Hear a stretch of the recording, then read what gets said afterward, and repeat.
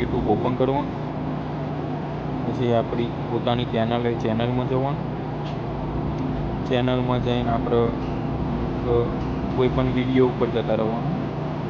ધારો કે હવે મારા સમરસ દાંદુસર ગામની આયોજિત ભગવાનનો વિડીયો હોય એ વાળો મારા પ્લે હોય એમાં જવાનું. પછી તો 3 ટપકા દેખાય ત્યાં સેવ ટુ પ્લેલિસ્ટમાં જવાનું. હવે મારે નવું જ ક્રિએટ કરવું પ્લેલિસ્ટ, એમાં જવાનું. અહીંયા લખવાનું દાંદુસર ગામ વિડીયો, પ્રાઇવેટની જગ્યાએ પબ્લિક કરવાનું, કોલોબ્રેટ ઓપન કરવાનું અને ક્રિએટ કરવાનું.